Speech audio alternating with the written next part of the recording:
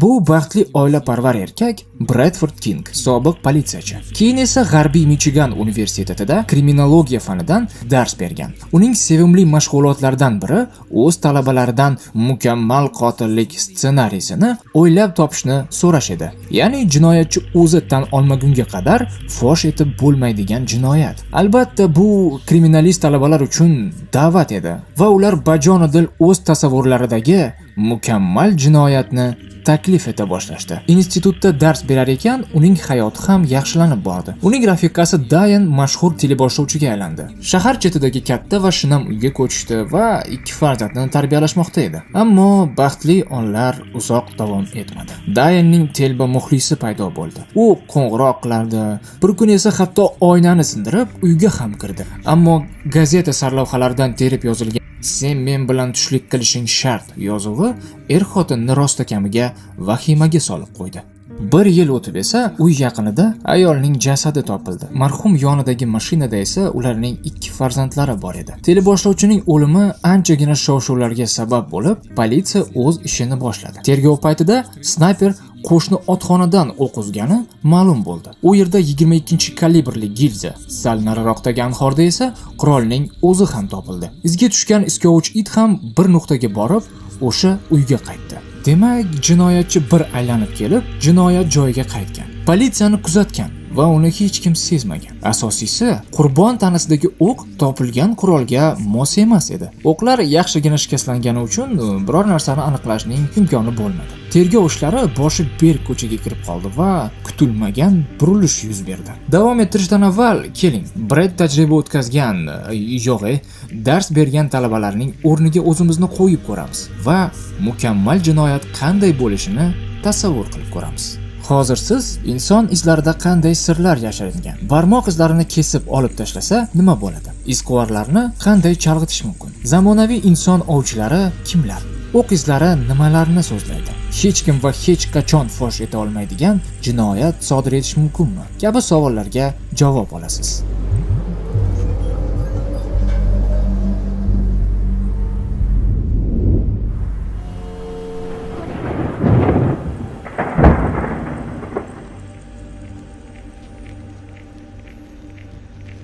Sizning qahvangiz marhamat. Rahmat. Siz buyurtma berasizmi? Ramashkali choy. G'alati odam-a? Ramashkali choymish. Menimcha unga boshqa narsa kerak. Aniqrog'i mana bu janobning shaxsiy ma'lumotlari. Afsus, bugun uning omadi kelmaydi. Nega deysizmi?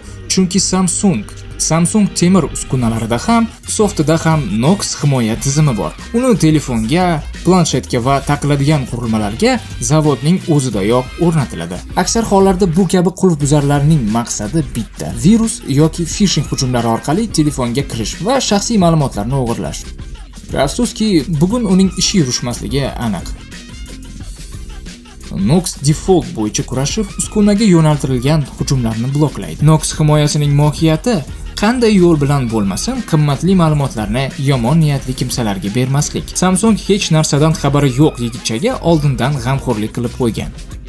U o'zining xushtam latte qahvasini ichib, xotirjam va baxtli o'tiribdi. Axir Samsung xotirasida maxsus himoyalangan hudud, raqamli seyf bor. Seyfga faqat uning o'zi kira oladigan ilovalarni kiritgan. Uning kartalari, parollari, suratlari va hatto yozuvlari ham qo'shimcha himoya ostida. Haker endi faqatgina uning telefonini o'g'irlab, jismoniy egalik qilishga umid qilishi mumkin xolos. Ana bo'lmasa, omad keldi shekilli. Ana senga telefon, menga esa ozroq choychaqa. Lekin bu omadning tayini yo'q. Uni ochishga uringani sari Nox tizimi uni bloklayveradi. Shu paytda hamma ma'lumotlarni qutqarish lozim. Mening mobil qurilmamni topish bo'limiga kiring, ekranni bloklang va ma'lumotlarni bulutchaga saqlang. Saqladingizmi? Endi barcha ma'lumotlarni o'chirib tashlang. Ana bo'ldi. Hakerning qo'lida g'isht bor xolos. Hamma ma'lumotlar ishonchli berkitilgan. Ramashkali choyingiz. Rahmat, kerak emas. Menimcha bolalar musiqa teatriga ishga joylashish uchun ketdi. Eng muhimi, tizimni yangilab turishni unutmang. Samsung doim operatsion tizimini mukammallashtirib boradi. Chunki sizning xavfsizligingiz juda ham muhim. Doim himoya ostida bo'lish uchun tizimni yangilash yodingizda tursin. Ishimni yaxshi ko'raman. Aytaraman albatta. Pul evaziga. Yo'q. Yan Yer yuzining yashirin joylari dasturida vulqon og'zi qotillik uchun ideal joy deb hazillashgandim. Axir qurbonning jasadini hech kim va hech qachon topa olmaydi. Aslida ham shunday. Biroq u yerga sezdirmay yetib borishning imkoni yo'q. Gap kimdir ko'rib qolishida emas. Biz har soniyada iz qoldirib, o'zimizni oshkor qilamiz. Izlarni trassologiya o'rganadi. Bu kriminalistikaning har qanday izlarni o'rganuvchi bo'limi. Qo'l, oyoq, tishlar, qon izlari. Ba'zilari obyektning o'zida qolsa, ba'zilari faqat kontur qoldiradi. Inson hatto oyda ham iz qoldirgan, ammo uni boshqa fan o'rganadi. Yaxshi kriminalist bu qanoti bor odam.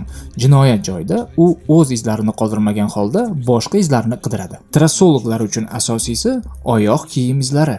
Ular orqali nafaqat krossovka markasi, balki egasining jinsi, vazni, bo'yi, harakat yo'nalishi, hatto o'ziga xos qadam bosishini ham bilib olish mumkin. Agar iz tekis yuzida qoldirilgan bo'lsa, uni suratga olinadi. Keyin esa uni maxsus plyonka yoki nomi kulgili bo'lgan slidoskop bilan ko'chirib olinadi. Agar iz tuproq ustida bo'lsa, uni o'sha tuproq bilan birga olib ketiladi. Endi iz orqali mening bo'yimni bilib olamiz. Ha, shunaqasi ham bo'ladi. Mana formula. Bu yerga oyoq kaftining uzunasi, bu yerga esa enini kiritamiz. Oyoq yuzasining uzunasi 3 dan 1 ga, enini esa 4 ga ko'paytiramiz va 53 ni qo'shamiz. 179 sm chiqdi. Deyarli 180. Mana bo'yimni ham bilib oldik. Izlar yordamida hatto o'sha odamning mashg'ulot turini ham aniqlash mumkin. Palubada muvozanatni saqlashga uringan dengizchilar oyog'ining tashqi yuzasiga tayanadi. Figuristlar va xokkeychilar esa teskarisi, ichki yuzasiga. Ular go'yo konki bilan muzni tarayotgandek. Jinoyatchilarni nafaqat biologik, balki instrumentlarining izlari ham fosh etadi. Qarang, buzilgan qulfda ochqichning izlari bor. Iz qancha kam bo'lsa, jinoyatchi shunchalik tajribali va xotirjam bo'lgan. Ayrimlar esa qulfni buzib ovora bo'lmaydi. Eshikni qayirib sindiradi, kesadi yoki portlatib yuboradi. Osma qulfni esa bor yo'g'i 3 soniyada buzish mumkin. Shina izlaridan ham ko'p narsalarni bilib olish mumkin. Shina izlari avtomobilning eski, yangiligi va harakat tezligiga bog'liq. 5 km/soatda kontakt izi normal kvadrat hisoblanadi. Mana bu esa 125 km/soatda. Mashina uchayotgan bo'ladi. Bu Rorschach testi yoki chiziqlarga o'xshaydi. Bundan xabardor jinoyatchilar ham oldini olishni o'rganadi. Yana bitta oyoq kiyimni teskari bog'lab, orqadan oldinga qarab yuradi. Baxila kiyadi, tag qismini kesadi, asboblarni tashlab yuboradi, shinalar yoki avtomobilni almashtiradi. Ammo ko'rinmas izlardan qutulish juda qiyin. Hid hissiyotlarning eng qadimiysi. Moddalarning molekulalarini his etish qobiliyati hatto bakteriyalarda ham bor. Har bir insonning hidi betakror. Uni o'zgartirish ham, undan qutulish ham mumkin emas. Kriminalistikada hidlar bilan adarologiya shug'ullanadi. Kiyim va mebel qon hidlarini yaxshi saqlaydi. Qon quyilib, isni muhrlaydi. Bu to'kilgan qon fenomeni deb ataladi. Ya'ni qurbonning qoni qotilning hidini saqlab, uni topishda yordam beradi. Jinoyatchining hidi bor buyum folgaga o'raladi. Laboratoriyada esa bu isni paxtali matoga o'tkaziladi. Hid muzxonada 5 yil saqlanadi. Hidlarni solishtirish lozim. Inson ularni ajrata olmaydi. Shu yerda itlar yordamga keladi. Ularning hid bilish tizimi 100 cm2 teng.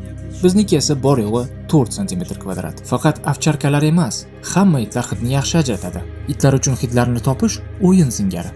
Mato solingan kolbalar aylana bo'ylab qo'yiladi. Kinolog itga navbat bilan barchasini hidlatib chiqadi. Kinologning o'zi qayerda qanday hid borligini bilmaydi. Agar it biror kolbaning yonida to'xtab qolsa, bu signal. Kolbalarning o'rnini almashtirib, eksperiment yana takrorlanadi. 3 dan 3tasi ham to'g'ri kelsa, hid topilgan bo'ladi. Itlardek hid biluvchi uskunani necha 10 yillardan buyon yaratishga urinishmoqda. Shunday moslamalarning eng oddiysi bu yo'l patrul xodimlarining alkogolni aniqlash analizatori, alkotesterdir. Lekin u faqat bitta aniq moddaga reaksiya bildiradi. Hid esa yuzlab komponentlardan iborat. Itlarni chalg'itish uchun jinoyatchilar ovqat tashlab o'tadi, masalan, sosiska. O'z hidini berkitish uchun xushbo'y atirlar sepadi. Itni yo'ldan ozdirish uchun daryodan kechib o'tadi. Mana shunday ayyorliklardan jinoyatchilar 100 yillardan buyon foydalanishmoqda. Okey. Kriminalistika so'zini eshitganimizda xayolimizga birinchi nima keladi? Ha, barmoq izlari. Ularni daktiloskopiya o'rganadi.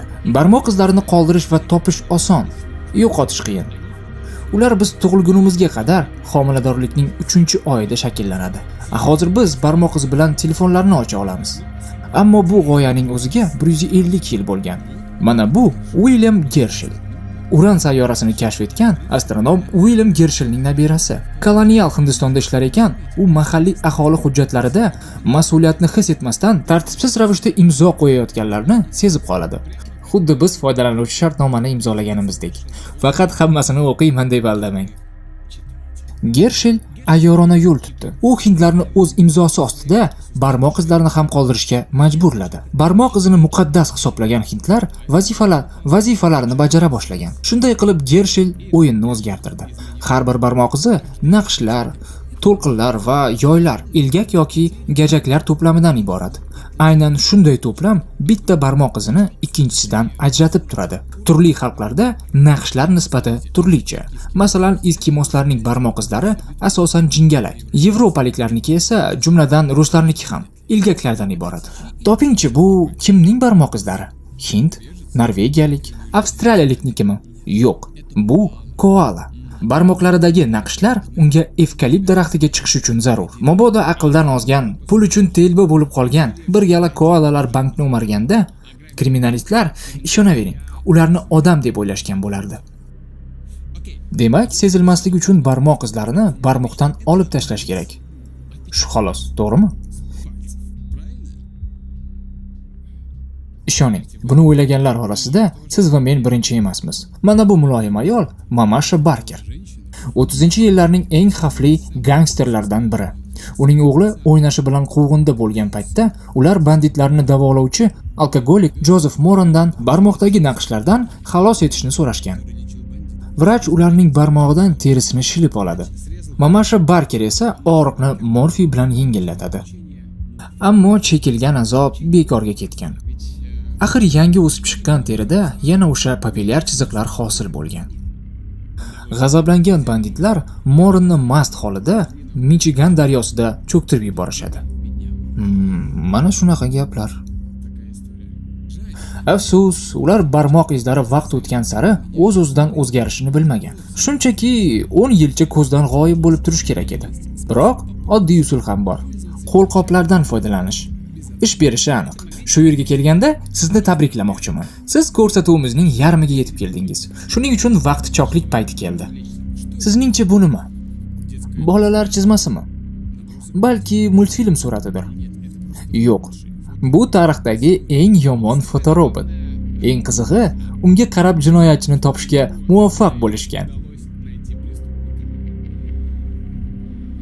Hun Fok Nguyen savdo markazida kisavurlik qilgan. Juda ham kulguli, to'g'rimi? Ammo yuzining asosiy belgilari to'g'ri ifodalangan. Tekis og'iz, qarang, bodom qovoq va asosiysi qo'rquv nigohi. Guvohlarning ko'rsatmalari va fotorobotlar bilan gabitaskopiya shug'ullanadi. Eng ko'p chop etilgan fotorobotlar albatta yovvoyi g'arbning xoh tirigi, xoh o'ligi plakatlari bo'lsa kerak. U davrlarda qidirilayotgan odam nima qilganini yozish shart bo'lmagan. Uning boshi uchun mo'maygina pul va'da qilinsa bo'ldi edi. Bunday katta pullarni kim to'lashi haqida hech o'ylab ko'rganmisiz? Jinoyatchilarning o'zlari to'laydi. Jinoyatchini garov evaziga ozod qilindi degan jumla quloqingizga chalinganmi? Agar shundan keyin jinoyatchi qochib ketsa, o'sha garov puli evaziga odam ovchilari yollanadi. Shunday qilib, davlat jinoyatchini izlash uchun soliq to'lovchilarining pulini sarflamaydi. Jinoyatchining o'zi uni qidiruv ishlarini, ayrim hollarda esa o'zining o'ldirilishi xarajatlarini to'lab beradi. Odam ovchilari Filippin hamda AQShda hamon qonuniy ravishda ish olib borishmoqda. Ular pistolet, shoker yoki qalampirli ballonchalar bilan qurollangan. Bu esa Koppak laqabli Dwayne Chapman. U qo'llarining o'zi bilan 8000 ta odamni tutgan. Sudlanganligi tufayli unga quroldan foydalanish taqiqlangan. Bizning davrimizda tabiiyki jinoyatchilarni suratga qarab qidirilmaydi. Kriminalistlar kartochka yoki plyonkadan portret yaratishadi. Birinchi raqamli mo'ylovni olamiz. Unga 3-raqamli burun va 5-raqamli ko'zni qo'yamiz. Izlanayotgan odamni hosil qildik. Buni Faces dasturida amalga oshirish oson. Tiniq ko'z, tekis burun va iyak, uzun soch qidiramiz. Tanidingizmi? Axir bu Iso payg'ambar-ku. Katoliklar uni aynan shunday tasvirlaydi. Mana bu esa afrikalik Iso. Afrikaliklar uni aynan shunday tasvirlashadi. Yer bilan osmon.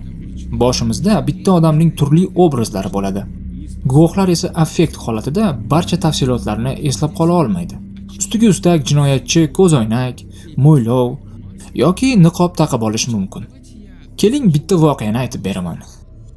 1929-yilda Al Capone odamlari politsiya kiyimini kiyib Bugs Moran to'dasidan 7 kishini otib tashlagan.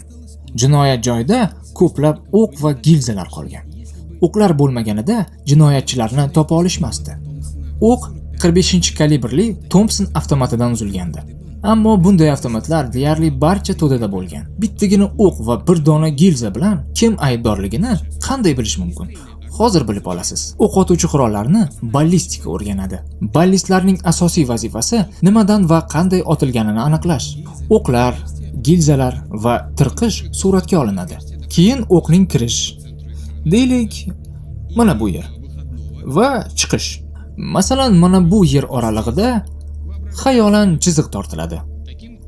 Demak, ana u yerdan o'q uzilgan. Poroxli gazlar orqali o'q uzilgan masofani bilish mumkin. Qancha yaqin bo'lsa, shuncha ko'p qurum qoladi. Mana tirab otilgan, bu esa 1 metrdan. Bu yerda esa kesmalarga e'tibor qarating. Bu ariqchalar stvolning o'ziga xos muhri. Uni kesma stvollar qoldiradi. Silliq stvolli qurolda o'q bir tekisda otilmaydi. U yoqdan bu yoqqa turtinib, urilib, tinmasdan chayqaladi. Suvorovning o'q ahmoq, nayza zo'r jumlasi aynan silliq stvolli qurolga nisbatan aytilgan. Kesma qurolda esa boshqacha. O'q stvolning ichidayoq aylanishni boshlaydi. Shu aylanish u yondan bu yonga chayqalishning oldini oladi. Buni his qilish uchun kaft trenajori, giroskopni aylantirishga urinib ko'ring. Bu juda murakkab. Topilgan o'qlarni 360 gradusga aylantirib suratga olinadi. Mana shunday yoyilma hosil bo'ladi. Ballistlar qurolni topadi va undan o'q tutarga qarata o'q uziladi. Keyin o'qdagi izni jinoyat joyidagi iz bilan solishtiriladi. Agar ular bir-biriga monand bo'lsa, masala hal. Qurol topildi. Al Capone to'dasidan topilgan Thompson avtomatlari ham xuddi jinoyat joyidagi o'qlar singari iz qoldirgan. Shunday qilib, kriminalistlar qotillarni topdi. Aytgancha, shu voqeadan keyin kesma qurol sabab bo'lib, kriminalistlar jinoyatchilarni shu yo'l bilan ham fosh etish mumkinligini tushunib yetishgan. Bu birinchi holat. Shundan beri jinoyatchilar iloji boricha tezroq qurolni yo'qotishga yoki o'qlarda chekma qoldirishga urinadilar. Endi tasavvur qiling. Kimdir mana shu videoni tomosha qildi va hech qanday iz qoldirmaslik uchun shu ma'lumotlardan foydalanishga qaror qildi. U kutib, atrofda guvohlar yo'q bo'lgan ideal vaqtni topib, niqob va qo'lqop kiydi. Nashatir bilan o'z hidini yo'qotib, o'qlarda chekma qildi, qurolni yo'qotdi va daryoni kechib o'tib, berkindi. Demak, endi uni topib bo'lmaydi, to'g'rimi? Albatta yo'q. Ya'ni topiladi. Hatto bir joyda qimirlamay turgan holatimizda ham menga o'xshab. Siz o'z DNKlaringizni tarqatasiz. Nima deb o'ylaysiz? Sizni tanib olish uchun qancha material, teri, so'lak, soch kerak? Atigi 8 ta hujayra. Odamlar bir-biri bilan 99.9% ga o'xshash. O'sha qolgan 0.1% bizni betakror qiladi. Gen tilida mana bunday ko'rinishga egasiz. Mana bu chiziqlar siz bo'lasiz. Shaxsni tasdiqlash uchun telefon emas, balki mana shulardan foydalanish kerakdir. Kelajak, seni eshitmayapman. Biomaterialni imkon qadar tez o'rab olib ketish kerak.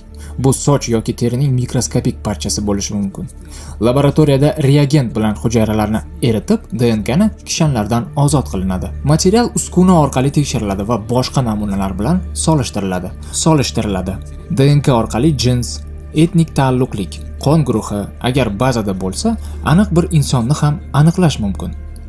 Rossiyada og'ir jinoyat uchun sudlanganlarning barchasi qonun bo'yicha DNK topshiradi. Psixiatr Cesare Lombroso 19-asrda inson jinoyatchi bo'lib qolmaydi, balki jinoyatchi bo'lib tug'iladi degan. Genetiklar bu fikrga qisman qo'shilishi mumkin. Insonda tabiatan agressivlik bo'lishi mumkin, to'g'ri, lekin uning kim bo'lishi muhit va uning qarorlariga bog'liq. Ko'rsatuv boshidagi ideal jinoyat esingizdami? Politsiyachi va uning teleboshlovchi rafiqasi. Bu voqea qanday nihoyasiga yetgani haqida so'zlab berish payti keldi. FBRchilar qotillik tugagandan 10 oy o'tib, anonim maktubni yana bir bor o'rganishdi. Bu kabi xatlarni husni xatidan tanib olinishi mumkin bo'lganlar qoldiradi. Bu qotil qurbon bilan tanish bo'lgan degan fikr uyg'otadi. Betartib yelimlangan harflar esa tergovni chalg'itish uchun qilingan. Qurbonni yaqindan tanigan, kriminalistikani tushungan va ideal jinoyat sodir etish yo'llarini izlagan kim edi? Xuddi o'sha politsiyachi, Bradford King. Ma'lum bo'lishicha, u ayoliga xiyonat qilar va doim talaba qizlari bilan ilakishar ekan. Tahdidli qo'ng'iroqlar paytida esa u hech qachon xotini yonida bo'lmagan. Keyinroq qo'shni uylarning birida o'q uzilgan haqiqiy qurol ham topildi. Brad talabalardan ideal jinoyat o'ylab topishni bejizga so'ramagan. Talabalar uning xotinini o'ldirishda yordam berishdi. Aynan ular o'zini maniakdek tutishni, suv orqali qochib yana jinoyat joyiga qaytishni maslahat berishgan. Yana bir talaba esa jinoyat joyiga isbotlab bo'lmaydigan ikkinchi qurolni tashlab qo'yishni tavsiya qilgandi. Ammo eng mohir kriminalist ham hammasini oldindan ko'ra olmagan bo'lardi. Ayblov bilvosita dalillarga asoslangan bo'lsa-da, Brad King birinchi darajali qotillikni sodir etishda ayblanib, umrbod qamoq jazosiga mahkum qilindi. Ayni paytda u tirik, qamoqda. Hamon o'z aybini bo'yniga olmagan. Har qanday ideal jinoyat kriminalistlar fosh etgach o'z mukammalligini yo'qotadi. Ammo menga juda ma'qul kelgan bitta voqea bor. U eng mukammal hisoblanadi. U D.B. Cooper bilan sodir bo'lgan. 71-yilda u samolyotni olib qochgan. Yo'lovchilar uchun $200,000 miqdorida pul undirib, ularni qo'yib yuborgan. Samolyotda ko'tarilib, uchuvchilarni qoldirib, o'zi xotirjam parashyut bilan sakragan. U 40 yil davom etgan qidiruvda ham topilmadi. Undan faqatgina mana shu fotorobot qolgan. Bizga yaramaslar yoqadi-da. Har doimgidek miyangizni charxlang. Ko'rishguncha.